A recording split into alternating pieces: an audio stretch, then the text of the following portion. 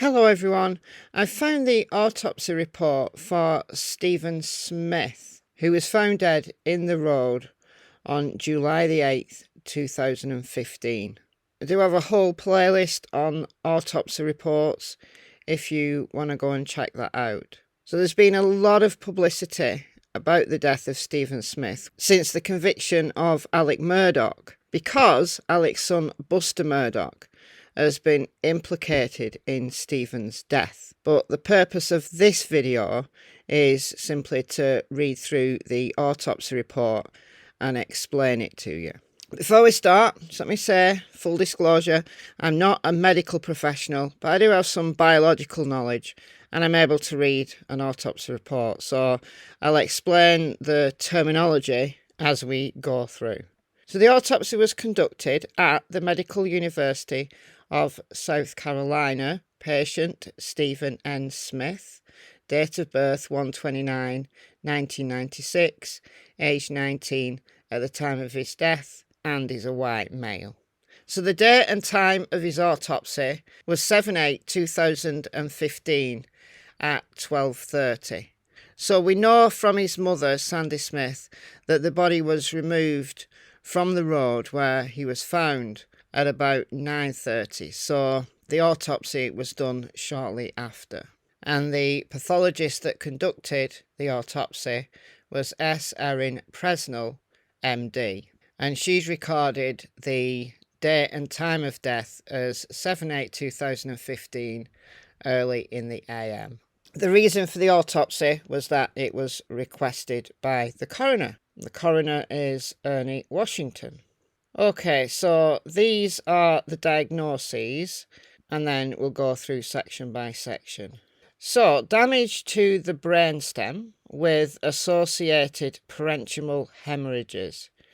The parenchyma are the functional parts of a tissue. Hemorrhage is a bleed. So a bleed in the brainstem in itself is inconsistent with life. The brainstem controls all your basic functions like breathing. So damage to your brainstem and you are dead. The spinal cord goes up through your spinal column, up your back, and then the brainstem is the very base of the brain. Inconsistent with life to have damage to your brainstem. There's also a contusion to the right temporal lobe. So the temporal lobe of the cerebrum, of the brain, is on the right hand side. So there's damage to the back, the brainstem, and to the side. Extensive skull fractures, scalp and subgeal hemorrhage. The scalp is the outer surface of your head. Subgeal is the tissue that is in between the scalp and the skull. There's also a laceration to his right forehead. There's irregular abrasions and contusions of the right and left arm. His right shoulder is dislocated. He's got blood in his airways. On X-ray, there's no evidence of any projectiles because the initial thought was that this head injury had been caused by a gunshot, and there is no evidence of that. Also, an incidental finding in my opinion, it was found that he had cholesterolosis of the gallbladder, which is a build-up of cholesterol in the gallbladder, which can cause gallstones. So that's just something health-wise that he had got going on. A little bit unusual at 19, but many people have this kind of thing and there's no symptoms, you just don't know you've got it. And then toxicology report was negative, so no drugs, no alcohol in his system. And the pathologist said that in her opinion, the cause of death was blunt head trauma due to a motor vehicle crash. So a pedestrian versus a vehicle. Well, I would definitely agree that blunt head trauma was the cause of death. Just the brainstem damage alone is inconsistent with life. But how this had occurred and a motor vehicle crash I have got no idea. But we're just reading the autopsy report here. Not going to get into that in this video. And the manner of death, so why he died, so homicide, suicide, accident, etc., the pathologist has put down as undetermined. Case history. According to the coroner, the decedent was a 19-year-old male who was reported to be lying in the road by a passerby driving a wrecker around 4 a.m. on July 8, 2015. Authorities responded he was deceased at the scene. The decedent's car was 2 to 3 miles down the road and was out of gas. The decedent appeared to be heading to his home. Please see the coroner's report for additional details. Okay, so the way that an autopsy works is that the body's examined first as it comes in to the lab. So exactly as it comes into the lab. So if it comes in clothed, then it's examined clothed and photographs are taken.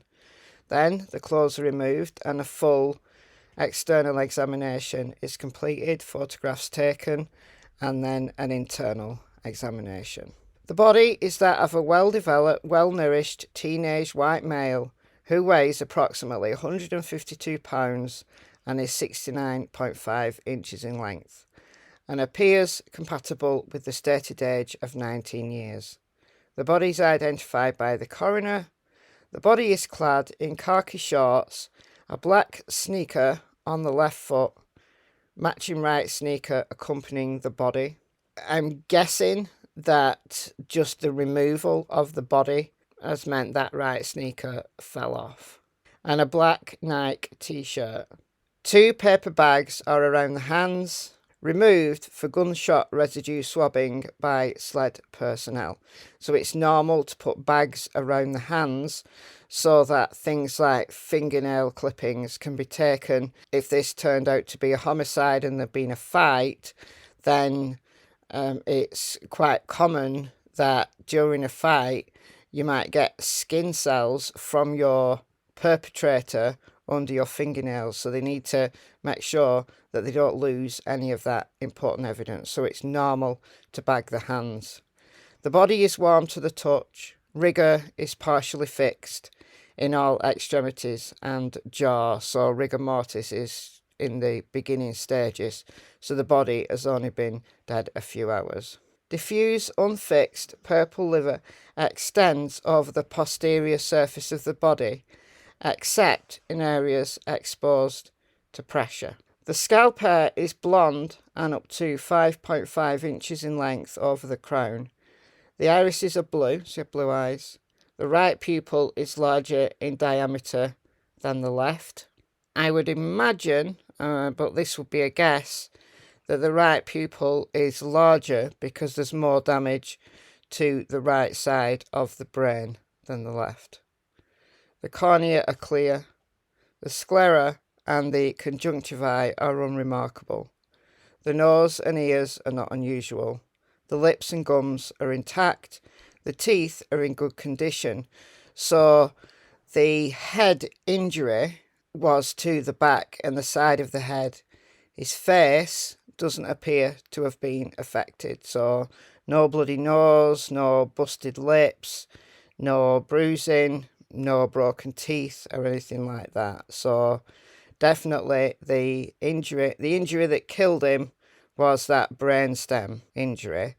But again, there was damage to the temporal lobe, the right temporal lobe. The deceased had beard and moustache stubble. The neck is without masses and the larynx is in the midline. The thorax, so the chest, is symmetrical. Penis is unremarkable. The testes are bilaterally descended within the scrotum. The anus and back are unremarkable. There's been a lot of talk in the media about a rape kit being done. That is actually quite normal in a case where a body is found. We do know that he wasn't anally raped because the anus is unremarkable. The upper and lower extremities are well developed and symmetrical without absence of digits. Okay, so there's a small scar to his left knee Evidence of emergency resuscitation is absent because they knew he was clearly dead. It wasn't a point where you could begin to try to revive him. So there's a 7.25 inch laceration that extends across the superior mid to right lateral forehead. So that's that forehead injury that we mentioned earlier. Involving the right eyebrow, posterior undermining is marked. Bilateral periorbital hematomas are present. So there's damage to the skin surface and the underlying tissues. Reflection of the scalp, so removing the scalp. So we've got bilateral, frontal, parietal and occipital and temporal scalp and subjugal hemorrhages. So that's all over his head. So we've got the forehead injury, we've got the injury to the side of his head, and then we've got that catastrophic injury to his brainstem. So that's resulted in hemorrhaging all over his head. Fracture extends along the lateral right frontal orbital bone, right temporal, and to the posterior aspect of the occipital bone. So skull fractures all over. Obviously, those fractures have caused that bleeding. Cerebral contusions are on the inferior aspect of the right temporal lobe, as we mentioned before. The brainstem shows stretching at the midbrain junction with associated parenchymal hemorrhages. Skull fractures involve all cranial foci. These injuries absolutely incompatible with life, without the shadow of a doubt the cause of his death. But this being a motor vehicle accident confuses me, that this is the only major injury. How was he hit by a vehicle, although catastrophic, just have these injuries? The right shoulder is dislocated, which could have been a result of being hit, I guess, by a vehicle. A 6-inch irregular contusion is on the anterior right arm, so the front of the right arm. A 12 to 3-inch aggregate of irregular to angulated abrasions is over the dorsal right arm, with contusion noted proximally. Now, that could be due to road rash, actually, if he was hit by a vehicle. However, it could be a result of hitting the deck for another reason. So that's inconclusive, in my opinion. Contusions up to 1.5 inch each affect the dorsal right, 4th and 5th fingers. So again, that could have been a result of falling. A 9.5 times 2.5 inch aggregate of irregular abrasions is over the dorsal left forearm and hand. So you put your hands down when you fall, so damage to your fingers and your hands. So, as we said before, X-rays to the head show no projectiles.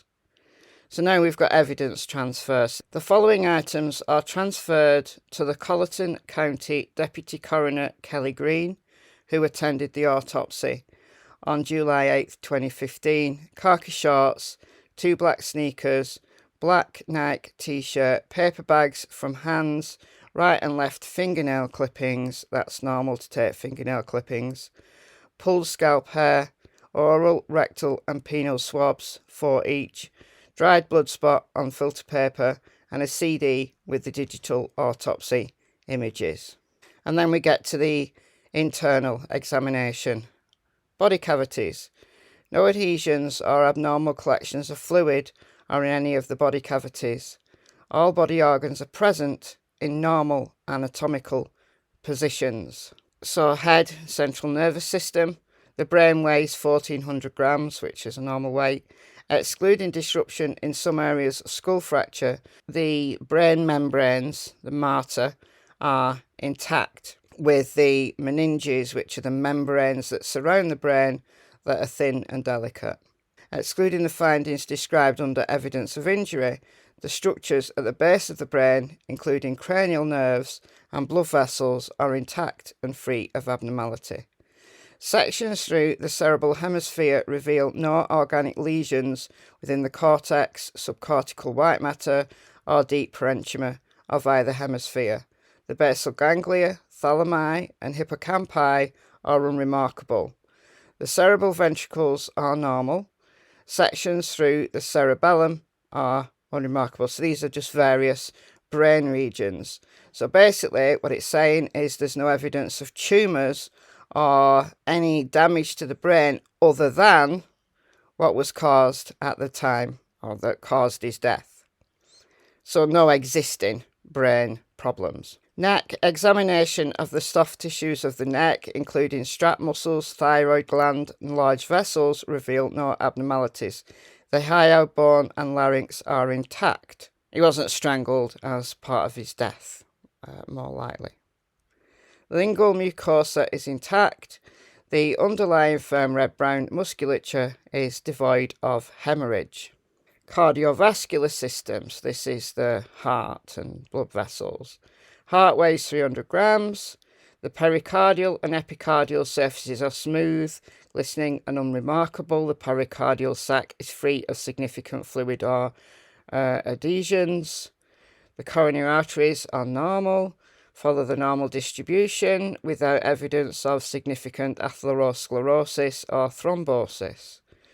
So everything in the heart is normal here. Chambers and valves bear the usual size proportion relationships and are unremarkable. The myocardium is dark red-brown, firm, unremarkable. The atrial and ventricle septa are intact, so all fine, all normal, no heart problems. Respiratory system. The right and left lungs weigh 420 and 360 grams respectively.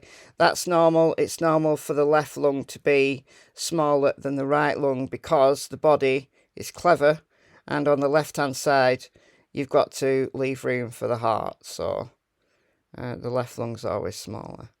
The airways contain blood and froth but are otherwise clear of debris and foreign material. The surfaces are smooth, yellow tan, unremarkable. Pleural surfaces are smooth and glistening, with blood accumulation in the posterior aspect of the lung lobes. So I'd be interested to know where that bleeding came from, whether that was a result of the fall. I assume so, because there's no other injuries to the lungs. So the functional tissue in the lung are normal apart from that moderate amount of blood and frothy fluid. So no other lesions or anything like that are noted. Liver and biliary system. Liver weighs 1300 grams. So the liver is smooth, glistening and intact. No lesions or anything like that in the liver.